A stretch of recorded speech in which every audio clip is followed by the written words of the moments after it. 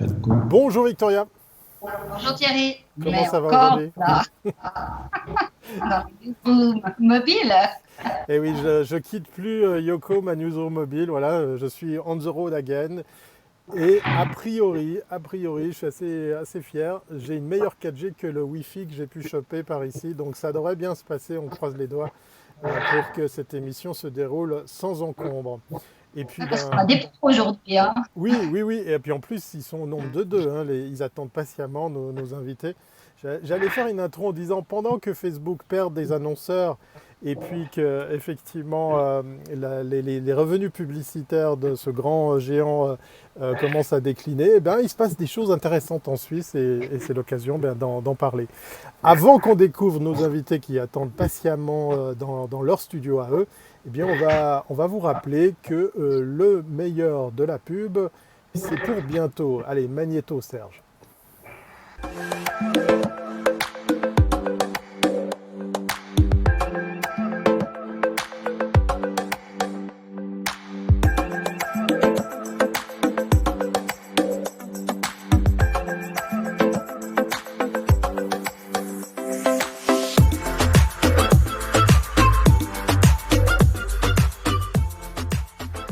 Et oui, le 7 août, c'est vite là, mais c'est aussi presque dans 2 mois.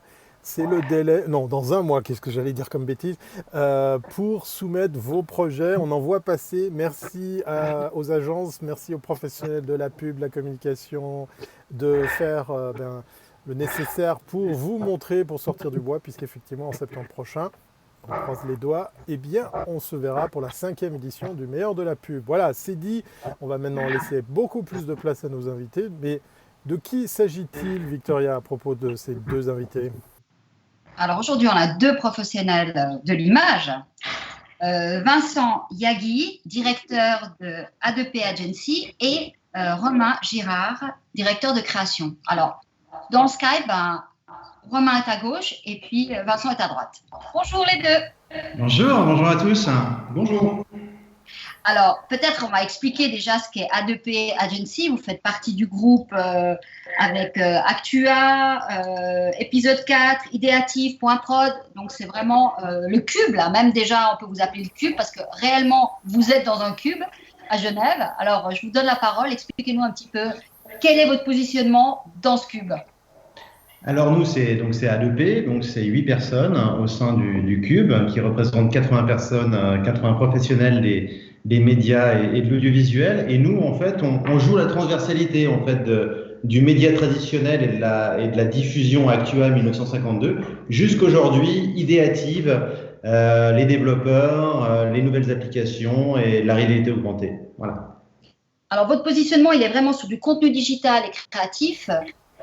Donc beaucoup de storytelling, de réalisation, je veux dire de mise en scène. Donc ça nous amène aussi à l'événementiel. Et vous deviez participer au salon de l'auto et puis au salon de l'horlogerie, le nouveau Watches and Wonder.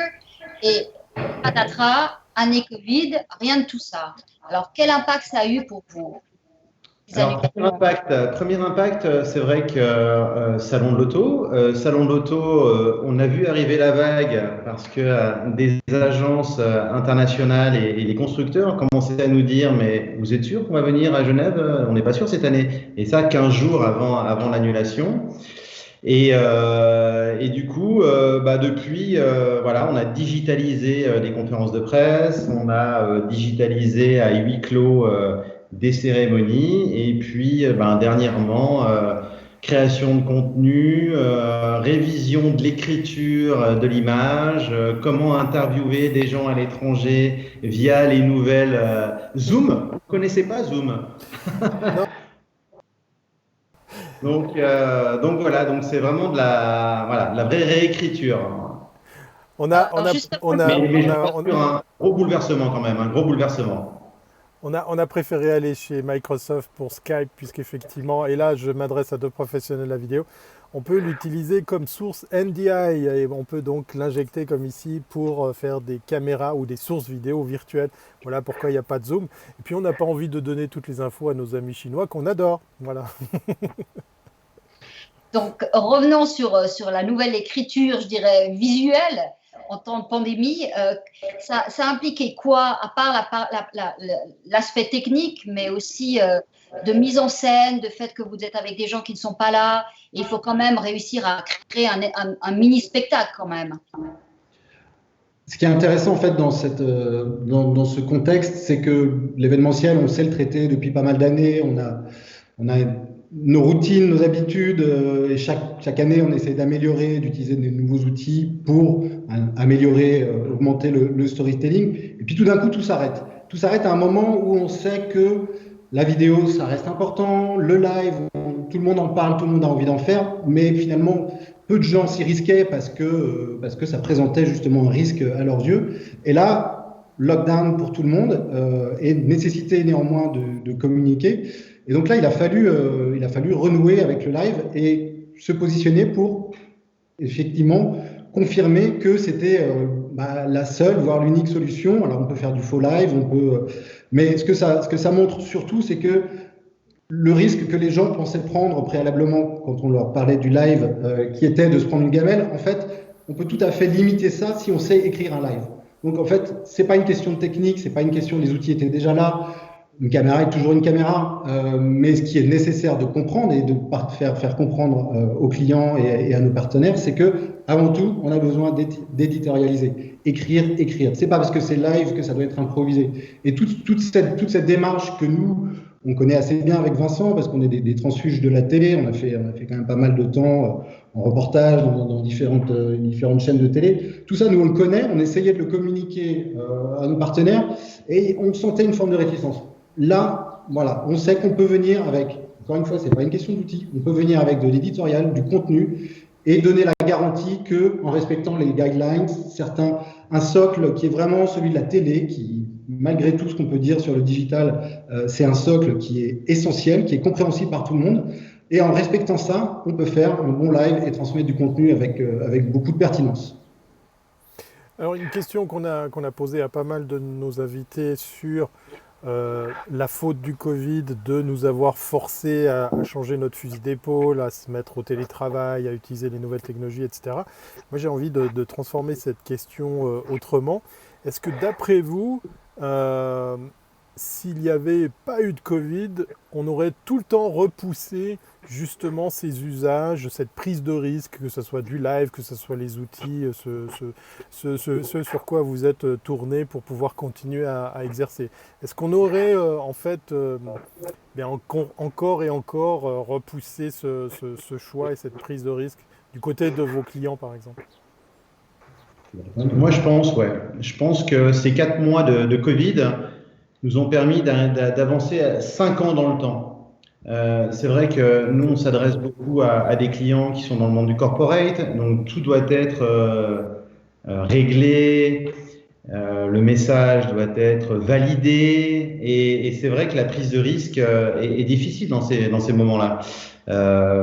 Mais je crois que cette période de Covid nous a permis finalement d'avancer un petit peu nos processus et on commençait à imaginer ces processus que ce soit des processus de production, que ce soit la mise en place de plateformes digitales, on les avait en tête. Et tout ça nous a permis de les mettre sur le papier et de les faire valider par nos clients et de pouvoir avancer assez rapidement et sans se poser trop de questions. Moi, je trouve que ta remarque est très juste, Thierry. Effectivement, il y a eu un effet d'accélération indéniable par rapport au live, par rapport à la frilosité que les marques pouvaient avoir. Et c'est tout à fait bénéfique, je pense, effectivement, il y a un changement de paradigme. C'est inévitable. La période, le Covid a amené les gens à se dire il faut continuer de communiquer, mais on n'a plus les mêmes équipes, on n'a plus la même versatilité, la même agilité. Donc, comment on fait? Et là, il faut s'en remettre aussi à des professionnels qui savent le faire. Donc oui, comme dit Vincent, une accélération, un bond en avant peut-être de 5 ans. Pourquoi pas? C'est assez juste. Voilà. Et Romain, Vincent, vous avez tous les deux le sentiment que ça concerne quel type de client? Est-ce que ça concerne tout le monde, toute taille de société? Tout le monde s'est rendu compte, ou il y a encore des réticences Non, Comme tu le disais tout à l'heure, Romain, effectivement, la grosse boîte qui a besoin de contrôler, machin, etc. Tout ça, non, c'est vraiment toute taille. C'est vraiment la petite PME qui veut faire un live Instagram au grand groupe qui se dit ben, on va faire un webinar, mais finalement on se rend compte que le webinar avec Zoom, ça fonctionne pas parce que Zoom compresse la vidéo et la voix est très audible, mais dès qu'on veut diffuser un film, la musique est voilà, c'est inaudible. Donc je pense que ça concerne tout le monde. Ça concerne tout le monde. Je voulais revenir sur l'écriture visuelle, enfin, on peut l'appeler comme ça. Justement, le live, ce n'est pas de la vidéo. Le live était plus proche du monde du podcast, plus proche du monde de l'Internet. Et donc, il y avait une autre liberté.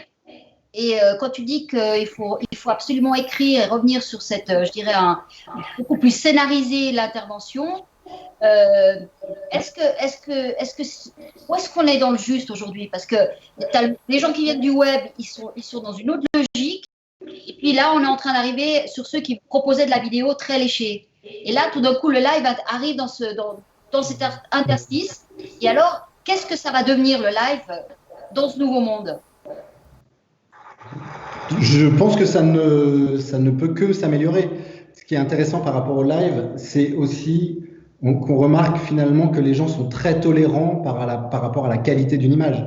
Là, on est tous les quatre en face de petites caméras, petits capteurs, un certain nombre de pixels pas forcément bien gérés, que ce soit de l'incrustation, mais finalement, ça s'écoute, ça se regarde. Donc, voilà, le chiffre qui se fait peut-être aussi sur ces aspects-là, qui sont des aspects techniques, formels, qui font que, voilà, finalement, on s'aperçoit que les standards très haut de gamme qu'on a pu avoir pour certaines communications, films, enfin, peu importe quel type de communication, en fait, on peut les revoir un petit peu à la baisse d'une certaine manière, à cause des restrictions, à cause du fait que, encore une fois, comme je disais tout à l'heure, on ne peut pas déplacer une équipe de 15 personnes avec des lumières, des assistants.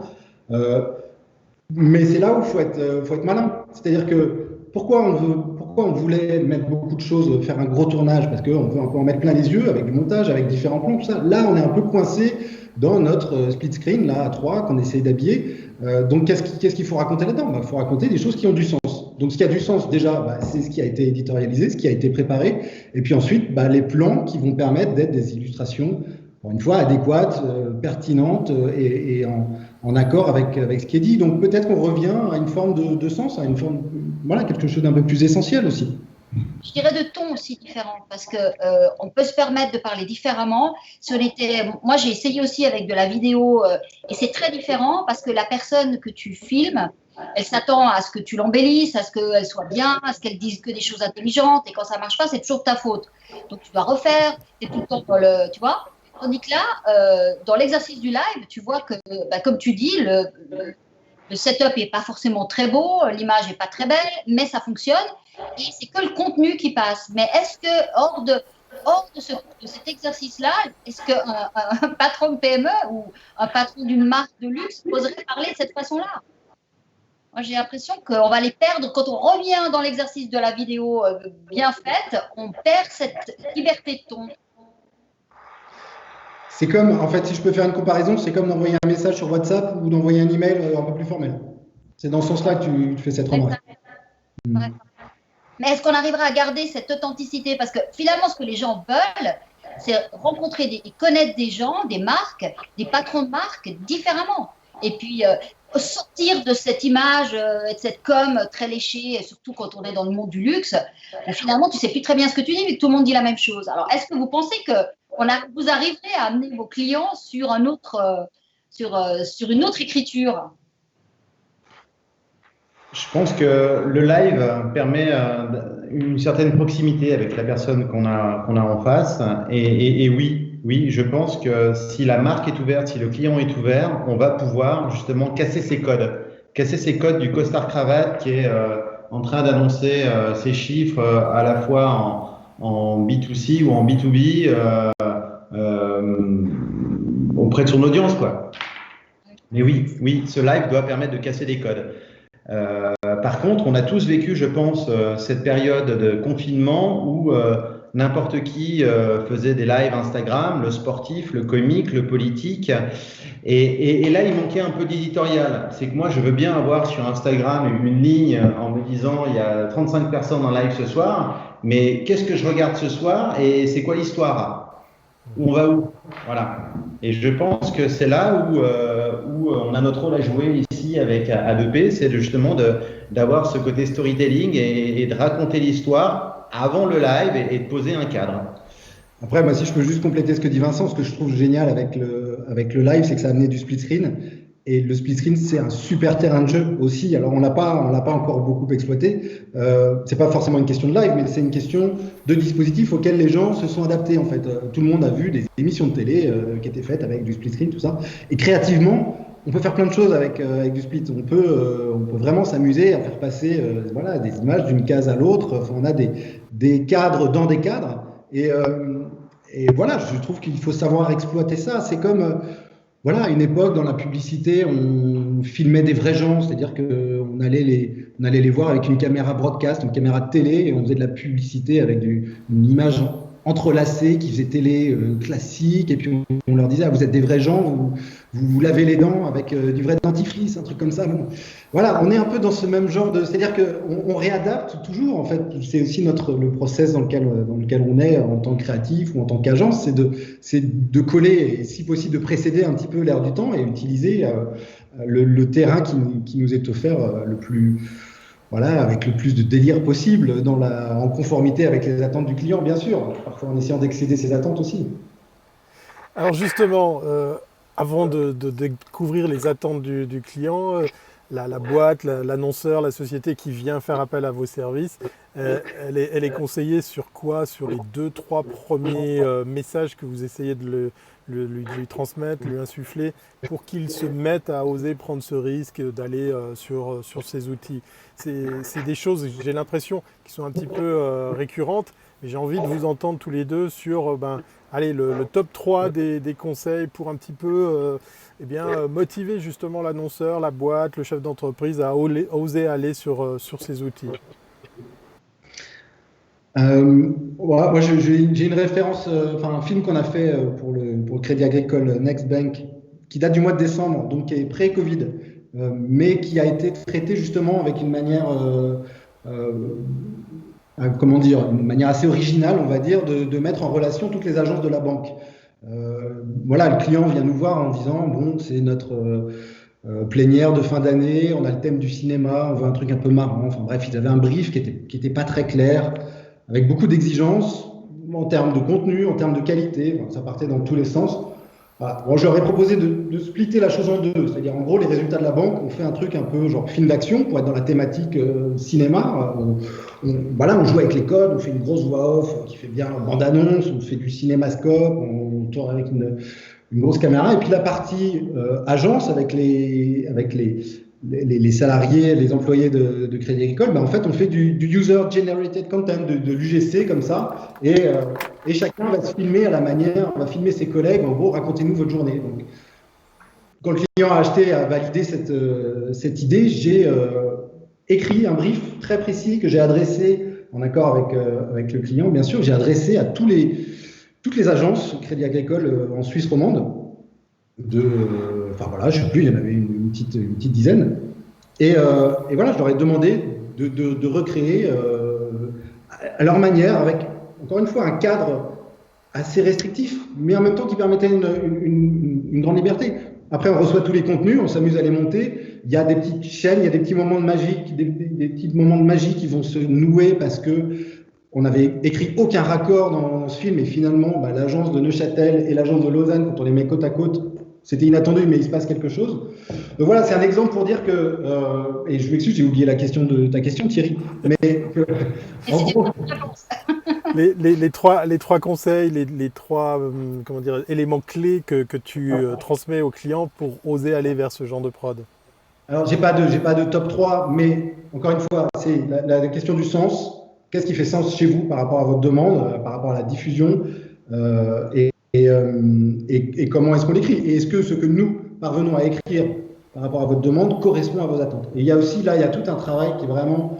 travail de traduction. Et ça, c'est long. C'est-à-dire traduire notre idée dans un langage que eux peuvent comprendre. Alors là, on s'adressait à des banquiers, mais ça peut être la même chose avec des horlogers ou avec des institutionnels. Nous, on a tendance, quand on discute, on a tendance à voir le film. Enfin, si on a une idée, tout de suite, on a des plans qui vont s'enchaîner. C'est pas toujours le cas des clients. Mais je m'égare parce que tu m'avais demandé 3 conseils et j'en ai donné d'autres. Je sais pas, peut-être que Vincent. Pardon, Victoria. Non, c'est créativité, créativité, créativité. C'est ça les 3 conseils. La passion, la passion, la passion. Voilà aussi. On n'a pas attendu le Covid pour déclencher des lives avec des marques ou avec des annonceurs, mais il faut oser. Voilà, il faut oser et que l'annonceur comprenne que si on est en live, c'est sécurisé, c'est préparé en amont et voilà. Nous, ce qui nous anime et de plus en plus, c'est de savoir conjuguer les ressources à la fois éditoriales, créatives, avec les innovations technologiques. Et là, on est en plein dedans, et tant mieux, mais ça va prendre encore, je pense, quelques mois avant de pouvoir mettre en place de vrais process et de vraies offres, mais on y est clairement. Je ne posais pas la question par hasard, parce que qu'œuvrant aussi à ma modeste mesure dans la vidéo, je sais qu'une vidéo, on peut la cadrer, et j'aime bien l'exemple que vous citiez tous les deux sur préparer en amont.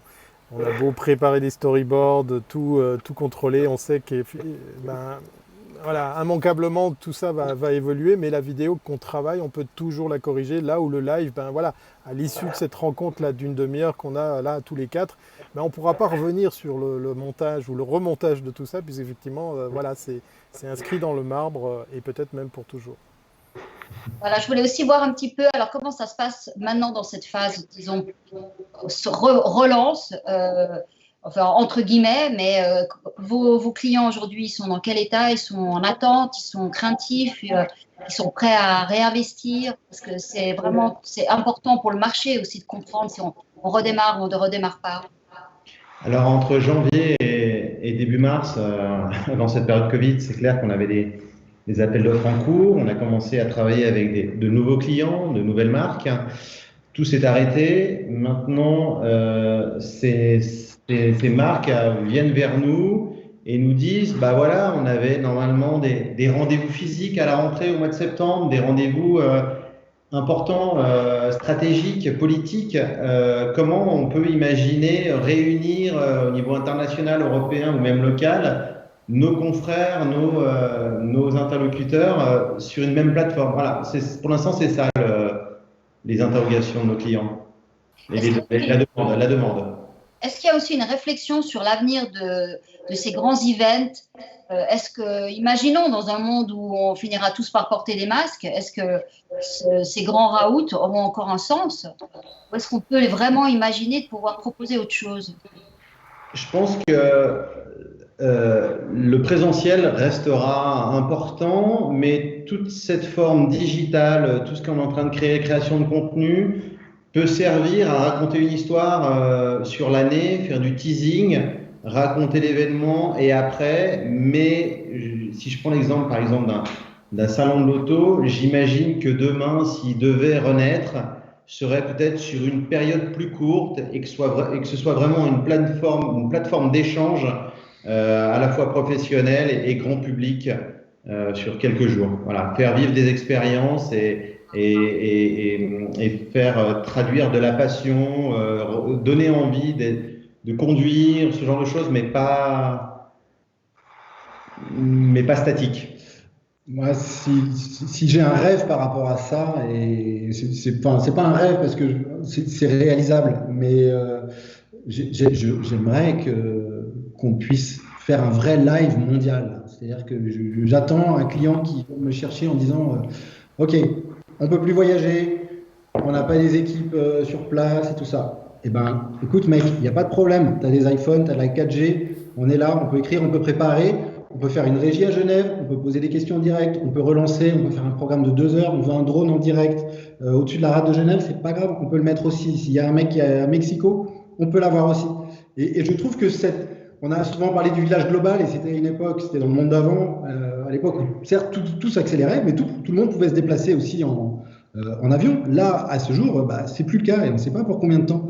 Donc, quel pied ce serait de pouvoir vraiment organiser quelque chose dans cette direction-là. Peut-être que ça a été fait, hein, d'ailleurs. Mais on sait, encore une fois, là, les outils sont mûrs. C'est les mentalités qu'il va falloir faire évoluer pour leur dire, accordez-nous prenez le pari avec nous que bien maîtrisé, vous allez vous allez créer une notoriété, un engagement par rapport à la cible, par rapport aux gens que vous souhaitez toucher, qui peut être énorme avec des outils comme ça. Nous, on est prêts dans le cube, dans le groupe Camprod Actua. On a tous les outils pour faire ce genre de travail et je milite patiemment pour que ça puisse se faire un jour. Je le fais pour la télé, ça m'arrive parfois de réaliser des lives. On fait des choses un peu à l'ancienne, c'est-à-dire avec des caméras broadcast, mais maintenant on peut complètement passer à autre chose. On a su en tout cas adapter l'outil broadcast Actua, par exemple, avec ce qu'on a tous les jours dans la main. Je me rappelle une expérience qu'on a fait à Cannes, une grosse soirée avec une marque où l'influenceur avait ça dans la main, on avait des grosses caméras sur le tapis rouge et dans la soirée. Et quand l'influenceur arrive avec ce type d'outil face à un guest, une Paris Hilton ou autre, et ben voilà, Paris Hilton, elle préfère répondre à ça qu'à une grosse caméra avec la lumière dans le visage. Et là, ça touche ça nous apporte vraiment ça touche ce que Victoria disait tout à l'heure, c'est-à-dire que ça change la relation, le rapport, le contenu, en fait, il est adapté à ce format-là. Ça casse, ça fait tomber certaines barrières. Voilà. J'ai une question que j'ai envie de vous poser à tous les deux, puisqu'effectivement, vous êtes des professionnels de l'image. Et donc, immanquablement, l'usage de cette image peut servir aussi à la publicité. Je ne sais pas si vous avez vu passer l'info, mais voilà, il y a une pub qui va se faire interdire ou qui s'est fait interdite de diffusion dans plusieurs pays. Cette pub, pour ne pas citer les marques concernées, eh bien, relate un vélo électrique qui met en image une voiture toute dessinée en image de synthèse, qui est très belle au demeurant, une belle prod, hein, vraiment une très belle facture. Et on voit cette voiture qui fond, qui s'étiole, qui part comme ça en lambeaux, parce que effectivement l'annonceur a décidé de faire un grand coup. Il a décidé de taper dans la fourmilière en mettant en avant le fait qu'un vélo électrique c'est peut-être un peu plus écolo qu'une voiture. Et ben voilà, qu'est-ce qui se passe? Eh bien, cette pub se retrouve à être interdite dans plusieurs pays. Qu'est-ce qu'on doit penser de ce genre de choses? Parce que là, je parle aux professionnels de l'image, mais il y a aussi cet aspect pub. Et puis, on vient d'évoquer le salon de l'auto. On sait que c'est une grosse industrie. Voilà, on colle un petit peu à l'actu avec cette question et j'aimerais avoir votre avis. On a encore 3 heures devant nous? On peut faire ça en 3 minutes. C'est dur de répondre à ça, d'autant que on est sur des films corpo, on est sur du storytelling et beaucoup moins sur la partie publicité, dans le sens voilà, que dans des spots de 30 secondes, on n'en fait pas pour la télé. Donc en fait, ça c'est une démarche d'agence, peut-être que ça nous arrivera un jour, je le souhaite, mais c'est une démarche de créatif et de marque derrière, c'est-à-dire qu'on sent qu'il y a une fidélité aussi entre l'agence et la marque qui s'est faite. Alors ils se prennent un gadin derrière, mais en même temps, bon, ça reste du buzz aussi. Comment réagir à ça? Alors, je parle pour moi. Moi, j'ai toujours tendance à penser qu'il n'y a jamais trop de parti pris. Voilà. Il faut, quand on a des choses à défendre, des choses à clamer, il faut aller le plus loin, il faut se donner une limite, mais il faut aller le plus loin possible parce que le parti pris, c'est ce qui nous démarque ou c'est ce qui va démarquer une marque de ses concurrents aussi. Après, il faut savoir mesurer le risque dans la mesure du possible, le risque qu'on prend. Moi, l'industrie de l'auto, alors on va peut-être pas être d'accord avec Vincent à tous les niveaux là-dessus, mais l'industrie automobile a besoin de changer de mentalité, définitivement. Enfin voilà, on sait, à un moment c'est plus possible. Ouais, voilà. On se référence au salon de l'auto, mais alors peut-être que ce sera la vertu de cette crise. Hein. On avait ce matin un rendez-vous avec une institution que je ne nommerai pas, mais en gros dans le milieu politique, voilà, il nous disait, ça fait longtemps qu'on en parle, mais maintenant il faut qu'on passe à l'action. On pensait être écolo-compatible ou avoir un discours qui marchait bien, mais maintenant on a besoin de quelque chose. Alors, très bien, on y va, mais vous êtes prêts à aller jusqu'où? Donc là, on rejoint un petit peu l'exemple que tu donnais, Thierry. Jusqu'où vous êtes prêts à aller pour faire changer les mentalités là? C'est ce que disait la nana. Moi, je veux faire changer les mentalités. Et, super, moi aussi, hein, je suis tout à fait pour que les mentalités évoluent. Sauf qu'à ton niveau, avec l'ambition que tu donnes, est-ce que tu penses que c'est vraiment tout à fait le message qu'il faut donner, faire changer les mentalités? Ça fait longtemps qu'on entend ça. Donc, nous, notre démarche là-dedans, c'est justement de trouver, de savoir à quel endroit précisément, le plus précisément possible, on peut placer notre curseur, afin d'aller dans le sens d'un changement de mentalité. Et je parle vraiment du contexte écologique, transition, durabilité, des choses comme ça. Mais voilà, l'industrie automobile, il faut changer. Il y a plein d'habitudes qu'il faut changer. Alors, tant mieux, peut-être que cette crise va amener tout le monde à rebattre un peu les cartes dans le jeu et qu'on va vraiment, véritablement passer à l'action. Et je ne parle pas de technique, je ne parle pas de live, tout ça. Je parle vraiment d'engagement qui soit sincère. Non, mais c'est là où, effectivement, l'outil a une incidence sur le contenu. Et on peut avoir un autre ton. Et je pense que grâce à ce nouveau ton qu'on peut avoir, avec l'acceptation qu'ont les gens avec les outils digitaux, eh bien, on va certainement avoir d'autres messages. Et donc, vous êtes bien ancré et bien, grâce à votre cube, vous avez plein de métiers. Et donc, vous êtes challengé. Est-ce que vous vous challengez aussi entre toutes ces sociétés? Lorsque vous avez un besoin ou d'une réponse technique ou d'une nouvelle idée, est-ce que vous pouvez, entre vous challenger? C'est même pas se challenger, c'est qu'aujourd'hui, on est dans de la transversalité. Et cet effet Covid a permis à un caméraman de parler à un développeur, alors qu'il ne parle pas du tout le même langage. Et aujourd'hui, c'est ce qu'on souhaite, c'est cette transversalité. Et ce sera notre force pour demain. Donc, vous avez cassé les silos aussi, chez vous. Complètement, ouais. Enfin, on fonctionnait pas en silo. Naturellement, c'était pas une question de silo. Ça, c'est plutôt des choses qu'on voit dans des grandes multinationales. Nous, on est très axé sur la collaboration. En fait, on est comme une fusée à plusieurs étages et chaque étage va contribuer à foutre le machin en orbite, quoi. Et pour ça, il faut des ingénieurs, des rêveurs, des créatifs, des astronautes, et pour ça, le cube, c'est un truc qui est vraiment super. Enfin, on découvre chaque jour. Là, ce matin, on était en plénière, donc on en a profité pour faire le point sur tous les projets. On s'est aperçu qu'on ne connaissait pas tous les projets non plus. On a quand même un département muséo, un département digital, un département broadcast, on a de la fiction, on a du documentaire, on a du corporate. Voilà. Et tout ça, ça ruisselle dans un sens ou dans l'autre. Pas de manière systématique, chacun ses clients. On n'est pas forcément l'agence des opérations digitales qui se font. On peut être consulté parfois, on n'est pas obligé de gagner non plus. Mais tous ces effets-là, encore une fois, ça transpire entre les étages, particulièrement en ce moment parce qu'il fait un peu chaud. Mais tous ces effets sont vachement positifs. Et on est vraiment content de pouvoir, comme disait Vincent, travailler sur de l'innovation. C'est-à-dire, comme je reviens à l'idée du live, multi-live dont je parlais tout à l'heure, c'est le genre de truc pour lequel il faut des outils, il faut réfléchir aux outils, il faut réfléchir à la technologie, il faut fabriquer sa propre application. Si j'ai 10 mecs qui sont en live partout dans le monde, il faut que je puisse leur parler depuis ma cabine de réalisation. Donc ça, c'est un truc qu'on peut faire localement avec du broadcast. Mais là, on est obligé de passer dans le digital. Voilà, donc c'est là aussi la vertu du cube, du groupe dans lequel on est, c'est qu'il y en a on se régale, quoi. Oui, et puis nous, ça fait des années qu'on utilise nos outils broadcast satellite pour des gros groupes industriels, pharma ou autres.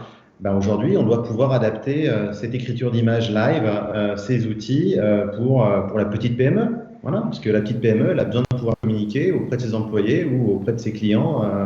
Et voilà, c'est pas forcément les moyens d'un groupe international. Romain, Vincent, agence A2P, je vous souhaite que effectivement votre message, votre appel, votre bouteille à la mer soit entendu par des annonceurs, par des entrepreneurs qui oseront, pourquoi pas, donner un jour vie à un live international, mondial. Même local, hein? Oui, alors moi je m'inscris d'office, hein, je suis Vraiment. partant. Merci beaucoup, c'était très très enrichissant et puis je suis ravi d'avoir fait connaissance avec A2P, le cube et tout ça. On vous lance l'invitation, comme on le fait de temps en temps, à revenir dans nos lives, puisqu'effectivement, ben, on le confirme, on le répète à chaque fois. Ce rendez-vous va rester, même s'il y aura une petite courte pause estivale. Donc ça sera l'occasion de refaire le point pour voir s'il y a des choses qui ont bougé ou si eh ben, ce live mondial verra le jour grâce à vous.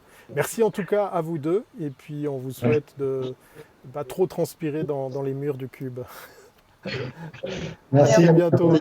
Merci Victoria, merci Thierry. Voilà, c'était très intéressant. Moi je suis content de passer de l'événementiel à la production audiovisuelle. En tout cas, il y a des belles pistes. Franchement, une programmation vraiment d'enfer et nous on apprend. Donc, tant qu'on apprend, on est content. Donc, ça, c'est Exactement. déjà pour se faire plaisir soi-même parce qu'on sait qu'on on va faire plaisir aux autres. Donc, On va les suivre de près parce qu'effectivement leur idée, moi, me parle beaucoup. moi Voir aussi. si on arrive comme ça à embarquer plein de gens et puis qui sait, ça sera peut-être des pistes pour les meilleurs d'eux. Hein, je sais pas. Voilà, il y a peut-être des trucs à creuser. Bon, on remet ça demain 15h. Victoria? Voilà. On parlera PME, on va voir ce dont, qu'est-ce qui manque le plus aux PME. Des fois, c'est des choses très étonnantes. Voilà. Le constat va être très très concret. Bon allez, portez-vous bien, on vous laisse continuer à travailler et on vous dit demain 15h, c'est au même endroit sur Facebook pour le moment. À très bientôt, c'est pas avant. Au revoir.